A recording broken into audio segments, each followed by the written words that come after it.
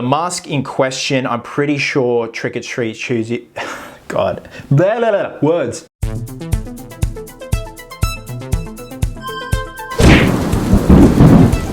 What's happening, my fellow ghouls and ghoulettes? Welcome to a brand new episode of Cosplay Chris, and today it is a costume / cosplay guide for people that are wanting to source screen accurate pieces for their Michael Myers costume based off his look in Halloween Kills.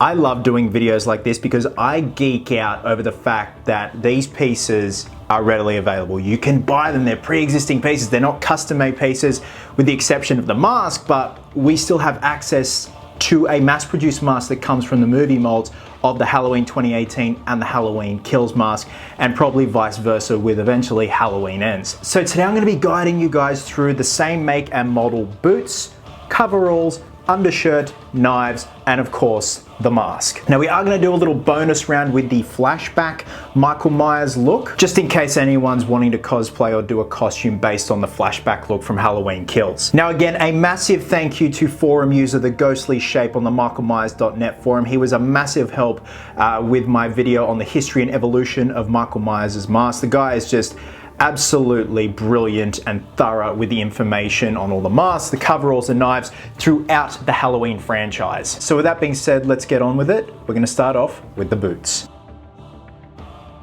Now the boots have actually changed between Halloween 2018 and Halloween Kills. So the boots that James Ducournau and Nick Castle sported in Halloween 2018 were Activate Men's Earth Pro 6 inches premium full grain leather plain rubber sole soft toe work boots. Oh my god, it's a mouthful. This time for Halloween Kills, James Ducournau sports Wolverine men's Floorhand 6-inch waterproof steel toe work shoes. And the reason being we knew this is because people looked at that one still from the film of when he steps on the drone before he kills Sandra and Phil. Everyone's like, that's not the Activates. Funny enough, here's a photo of Nick Castle, James Ducournau, and the young man who plays the Flashback Michael.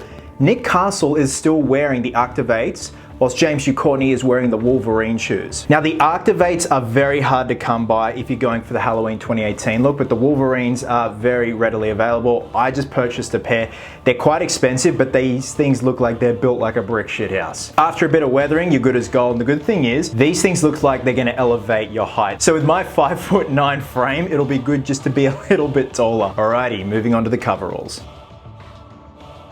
Now this is a tricky one because the coveralls that were used in Halloween 2018 and Halloween Kills have been discontinued. Of course, a very popular and high quality coverall is discontinued always by a company when we really want them. But there is a silver lining. So the coveralls that were used in Halloween 2018 and Halloween Kills are heavily weathered Workrite ultra soft work coveralls. These are in the 9.5 ounces and they're in a charcoal gray. A lot of people thought it was a navy blue, but it is the charcoal gray. I have owned a pair of original Workrite coveralls and they are so damn comfy. The name Ultra Soft in the title speaks for itself. I unfortunately sold my Workrites with a Halloween bust that I made up and sold on Etsy a few months ago, along with a mask and the undershirt and all that jazz.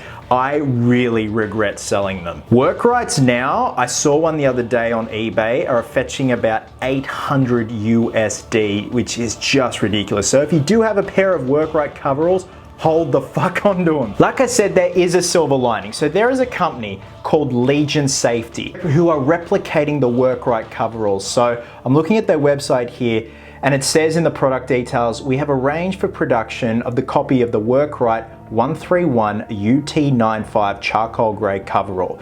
Due to it being discontinued, yet still having major demand among both working personnel and fans of the Halloween franchise. That really makes me so happy that a safety site that, you know, usually should only care about work personnel and laborers and builders are like, yeah, like people of the Halloween franchise really dig these coveralls, so we're gonna replicate them. Here are the side-by-side photos. They're using a blue pair of original Workrites because they didn't have charcoal grey on standby, but they are using the same flame retardant fabric that they use for the Workrite coveralls. You see here, there's a little couple of differences between the original Workrites and their reproductions, but keep in mind, this is their version 1. Apparently there is a version 2 coming. I managed to secure myself the version 1s, I believe, with thanks to my good friend Chris Radiff, who also secured himself a pair. I'm not sure if Chris is gonna wait for the V2. I'm just happy with the V1, to be honest. I'm just happy with a really nice pair of coveralls that are made from the same material and look pretty similar. These ones I'm wearing, I bought back in grade 12. The brand of these is Yakka. It's an Australian company and they make pretty much all the safety gear here in Australia. They kind of look the part. They're not the greatest, but again, it works. Now, it does say that the item is no longer available on the Legion safety website, so I don't know if they're gonna open up another run of these coveralls. I really hope they do. But again, it's one of those things where you gotta have your finger on the pulse on eBay, looking for the original Workrites, but keep in mind they do fetch a hefty price tag. Alrighty, the undershirt. The undershirt is nice and simple. It's a navy heather gold toe men's crew neck t-shirt. Now, if you can't find that brand, you can find stuff in, say, Target or Kmart. This shirt here, I got at Target for $10. If you want something a little bit closer to the texture of the original shirt, and you're here in Australia, Just Jeans does one which is pretty much identical. Funny enough, that's the one I used for my previous Halloween 2018 costume. I think they charge like 25 to 30 bucks, and it pretty much a dead ringer for the undershirt. Nice and easy, let's move on to the knives. So there are 2 particular knives that are used in Halloween Kills, but let's go back to Halloween 2018. The knife that they used in Halloween 2018 is a J.A. Henkel's International Chef's Knives. Now, they either come in the 10-inch blade or the 8-inch blade. They used the 8-inch blade for Halloween 2018, and I do think they also used it a little bit in Halloween Kills. For Halloween Kills, they used a Lamson fire-forged 8-inch chef's knife and Farberware edgekeeper 8-inch forged triple riveted chef's knives. Now, these are very high-end knives. The cool thing is, these knives are actually available in Australia, so much so the Lamson one is available at my local Westfield. I could literally drive up there now and grab one, but it comes with a hefty price tag, 200 Australian dollars. I'm happy to go with something that's a little bit cheaper and a bit safer. Case in point, this is from Trick or Treat Studios. This is a replica of the J.A. Henkel's knife from Halloween 2018. It is con-safe, it is plastic, cost me 17 bucks, cheap as chips. So they got the original J.A. Henkel's 8-inch knife and replicated it for mass production. Again, it's a fantastic knife. You know, you can bloody it up, do whatever you want, and it's con-safe, it's plastic. But if you're a purist, those are the same make and model knives that were used in Halloween 2018 and Halloween Kills. If you want them for your personal display, absolutely, but for something that's convention safe or trick-or-treating safe, highly recommend the Trick or Treat Studios one. And they've actually just started selling replicas of the Farberware edgekeeper that were used in Halloween Kills. And it actually has a chromed blade this time, and a lot of people have been getting steel wool and dulling them down and blooding them up, and they look like the real deal. It looks like a real heavy-duty hero up-close prop knife. Last but not least, the mask. So like I mentioned in my custom collectible of the Trick or Treat Studios Halloween Kills mask, I love the fact that we now have access to masks on the cheap that come from the same movie molds or the same movie master molds. It's a beautiful thing. Here it costs us about $100 for a Trick or Treat Studios mask, which is about 65 USD.